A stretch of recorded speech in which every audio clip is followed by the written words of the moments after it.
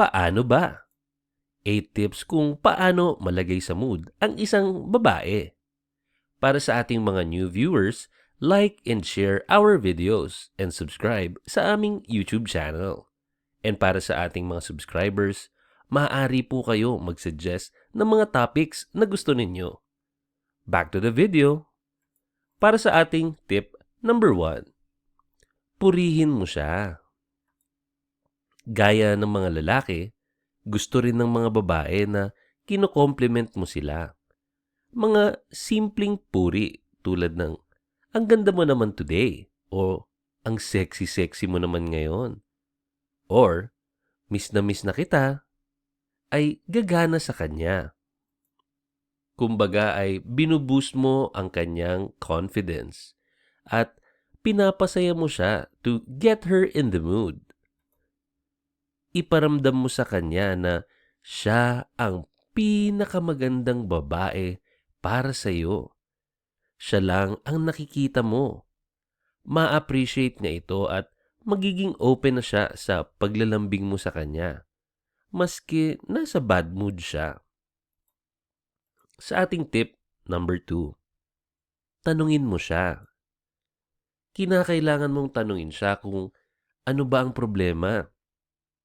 Dahil mahirap manuyo ng babaeng hindi mo alam kung ano ang ikinagagalit. Pero dahil likas na toyoin at maarte ang babae, hindi yan magsasabi ng problema. Iirap na lamang agad. Kaya gagawa ka ng paraan para mapasagot mo siya. Maaaring kulitin mo siya. Ngunit dapat sa paraang matatawa siya. Yung tipong hindi ka niya matitiis na patawarin. Tip number 3. Halikan mo siya. Ginaganahan ang mga babae kapag sinusubukan mo siyang halik-halikan ng dahan-dahan. Ang pakiramdam na nilalambing-lambing mo siya. Gusto at kahinaan kasi yan ng mga babae. Ang pakiramdam na parang sinasamba mo ang katawan niya. Unti-untiin mo siya na parang hindi mo siya minamadali. Akit-akitin mo siya sa pamamagitan ng paghalik sa leeg niya. O di kaya, halikan mo siya sa labi at makipag-make out sa kanya. Sa ating tip number 4, dahan-dahan mong pagalain ang kamay mo sa kanyang katawan. Habang naghahalikan kayong dalawa, dahan-dahan mong pagalain ang kamay mo sa katawan niya. Simulan mo sa paghimas ng kanyang likod, sa paghawak ng kanyang bewang, sa paglapit ng inyong katawan. Kapag napansin mong gumagapang rin ang kamay niya sa katawan mo, alam mong medyo may signal ka na. Subukan mong tanggalin ang clasp ng kanyang bra habang nagme-make out o pagalain ang kamay mo sa dibdib niya. Kapag hindi siya nagsabi ng stop o hindi siya nag-pull away, maaaring may kasunod pa ito. Subukan mong pagalain ang kamay mo sa puwetan niya o sa maselang parte ng katawan. Kapag hindi ka nakarinig ng stop o no, ay payag siya. Pero mas mainam rin na magtanong kung nag-aalinlangan ka. Manghihina at manghihina siya kapag hinawakan mo siya dito habang hinahalikan mo siya. Maaakit ang babae kapag ganito ang ginawa mo sa kanya. Tip number 5. Yakapin mo siya patagilid. Maaakit at magkakamood ang babae kung sisimplihan mo siyang yakapin sa gilid niya. Yung dahan-dahan mo siyang aakitin sa paraang ito. Maaari ring ma-turn on lalo ang isang babae kung ang uri ng inyong posisyon ay spooning, kung saan ang babae ay nakatalikod sa lalaki habang ang lalaki naman ay gumagalaw sa kanyang likod. Matutuwa ang babae sa ganitong posisyon. Feeling niya ay magkayakap kayong dalawa at maaari ring gumala ang kamay mo sa katawan niya habang ginagawa niyo ito. Tandaan, mas mapa-enjoy mo ang isang babae, mas malaki ang tsansang gaganahan siya sa'yo. Kandungin mo siya sa ating tip number 6. Isang paraan din ng posisyon para malagay mo sa mood ang babae ay sa pamamagitan ng pagkandong sa kanya.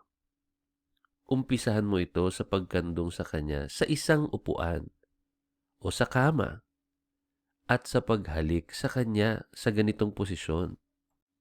Mula rito ay hawak-hawakan mo siya sa buong katawan niya.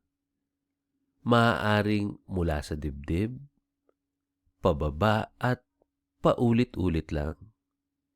Nakaka-turn on rin ang posisyon na ito sa isang babae, lalong-lalo na dahil inosente lang ang posisyon na ito sa umpisa. Maski ang posisyon kung saan natitignan kanya sa mata ay mas gusto niya. Dahil ibig lamang sabihin nito ay minamahal mo siya at mas nagiging intimate kayo. Kaya sa ating tip number 7, intertwine your hand. Kung hindi epekto ang pagyakap o paghalik, hawakan mo na lang ang kamay niya sa paraang nanunuyo at naglalambing. Hawakan mo ang kamay niya in a very gentle way. Yung tipong mararamdaman niya na kahit nag-iinarte na siya ay hahawakan mo pa rin ang kamay niya kasi ayaw mong mawala siya. Mararamdaman niyang natatakot ka kapag hindi kayo okay. Iparamdam mo sa pamamagitan ng paghawak sa kanyang mga kamay na namimiss mo siya at gusto mong magkabati na kayo. Tip number 8. Ito ang ating last tip. Say the magic words. Tandaan mo to ha. Ready ka na ba malaman? Tandaan mo, baliwala ang lahat ng gestures mo kung hindi mo naman masasabi ang magic words. Mawawala lang lahat ng effort mo kung hindi naman niya naririnig pa sa'yo ang gusto niyang marinig. Sabihin mong mahal mo siya. Ang simpleng I love you mo lang ay malaking bagay na sa kanya. Kung minsan kasi, kaya lang naman sila nagtotoyo ay dahil gusto lang nila ng lambing mo. May mga pagkakataon na maiisip nila na baka di mo na sila mahal dahil hindi mo na sinasabihan ng magic word na ito. Nakakaramdam sila ng insecurities na baka palitan mo na siya. Kaya sa pamamagitan ng pagsasabi na mahal mo siya, nagagawa mong i-assure siya na wala kang iba at siya lang talaga. Maraming salamat po at maraming salamat dahil patuloy kayong nanonood sa aming videos. Naway marami kayong natutunan at i-share ang inyong experience sa ating comment section. And para naman sa ating mga bagong viewers, welcome po sa aming channel. Pwede po kayong mag-like, share, and subscribe. At sa ating mga future videos, pwede po kayong mag-comment ng inyong mga topics na gustong mapag-usapan. Muli po, maraming salamat and kita-kits tayo sa ating mga future videos.